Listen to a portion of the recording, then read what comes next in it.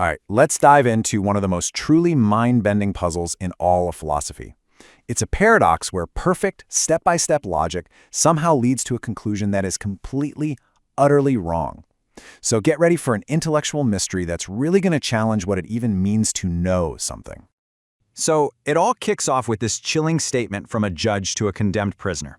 And there are two key conditions here. First, the hanging is definitely going to happen next week, sometime between Monday and Friday. And second, and this is the really crucial part, it has to be a total surprise. He won't have any idea which day it is until the hangman actually shows up. But here's the thing. This isn't just any prisoner. We're told he's a man of impeccable, razor-sharp logic. And as he's sitting there in his cell, he starts to think, the judge has made a fatal error, a logical flaw that he can use to prove he can't be executed at all.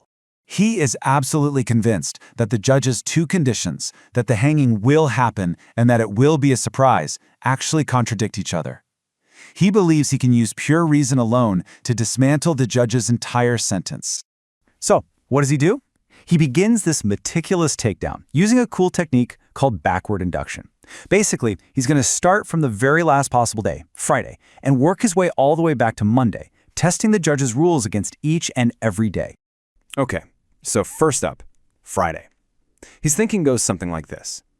If I make it all the way to Thursday night and I'm still alive, well, there's only one day left. The hanging has to be on Friday. But then I would know it's coming, and that breaks the surprise rule.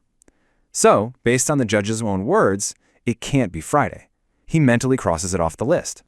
And right away, you can see this amazing domino effect start to happen. Now that Friday is logically impossible, Thursday becomes the new last day. And the exact same logic applies. If I'm alive on Wednesday night, he thinks, I'll know the hanging has to be on Thursday. Again, no surprise. So Thursday's out too. By now, you're probably seeing the pattern, right? The same relentless logic now takes out Wednesday. If he survives to Tuesday night, and Friday and Thursday are already gone, well, Wednesday is the only option left. No surprise there either. So Wednesday is impossible. I mean, the logic seems completely unstoppable at this point, and the dominoes are just falling one after another. Tuesday now becomes the new last possible day, but surviving Monday night would give the whole game away. So Tuesday is also impossible. And that brings us to the final day, Monday. And this is his masterstroke. By logically eliminating every other day of the week, he has proven that the hanging must be on Monday. But the act of proving it, of knowing it right now, means it's no longer a surprise. His logic has just canceled out the last remaining day. So you can just picture him, right? He leans back, triumphant. He has used a seemingly flawless, step-by-step proof to show that the hanging cannot possibly happen on any day of the week without violating the judge's own rules. The statement has contradicted itself. He thinks he's safe. I mean, his logic seems perfect. It's airtight. Each step follows from the last one. There's just no way he can be hanged, or is there?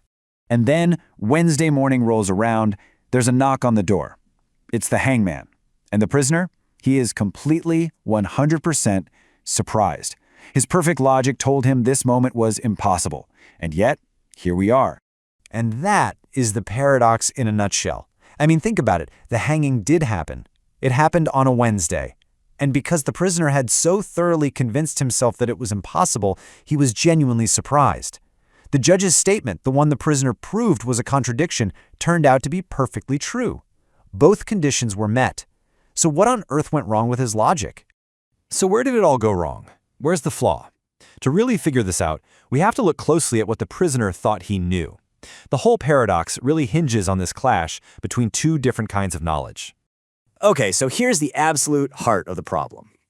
The prisoner was using what we call deductive knowledge. A formal, logical chain of if this, then that. His logic proved that if he reached Thursday night alive, then a Friday hanging wouldn't be a surprise. But the judge's rule wasn't about some abstract proof. It was about the prisoner's actual, real-time state of mind, his experiential knowledge. As long as the prisoner genuinely didn't know when the knock would come, the surprise condition was met. His own proof ended up creating the very certainty that reality then completely shattered. What we're really dealing with here is this super tricky idea called self-reference. That's just when a statement refers back to itself. The most famous example is the liar paradox. This statement is false. You see the problem, right? If it's true, then it has to be false. But if it's false, then it has to be true. It's a loop. The judge's statement did the same thing because it was a prediction about the prisoner's knowledge of the prediction itself. It's a logical knot that pure deduction just can't untie. And that's the trap he fell into. See, the judge's statement only works if the prisoner is in a state of not knowing. The prisoner's whole logical exercise was an attempt to know. The very act of him proving the hanging was impossible is what ironically put him back into a state of uncertainty, which then allowed the judge's conditions to be met. His logic wasn't exactly flawed. It was self-defeating. It created the very conditions it was trying to disprove. Now you might be thinking, that's a fun little brain teaser, but what's the point? Well, this paradox actually reveals a fundamental limit to prediction that pops up in some really important real-world situations. Just think about cybersecurity for a second. If an agency publicly announces, "We know for a fact a hacker will attack on Friday," what's a hacker going to do? They'll just attack on Wednesday instead. The prediction itself changes the event. It's the same in game theory, or even the stock market. If a market crash were truly predictable, it wouldn't happen on the predicted day. It would happen the instant everyone knew, because they'd all sell at once. In any system with intelligent players, the act of knowing can change the outcome. And that leaves us with this huge, fascinating final thought, especially now with AI getting so powerful. The prisoner was basically a perfect logic machine, and he failed spectacularly. So if an AI's purely deductive reasoning can be tied in knots by a simple sentence about its own knowledge, can it ever really anticipate the moves of a human opponent who understands the deep strategic value of a true, genuine surprise? It's a question that really shows the limits of pure logic in a very messy, very human world.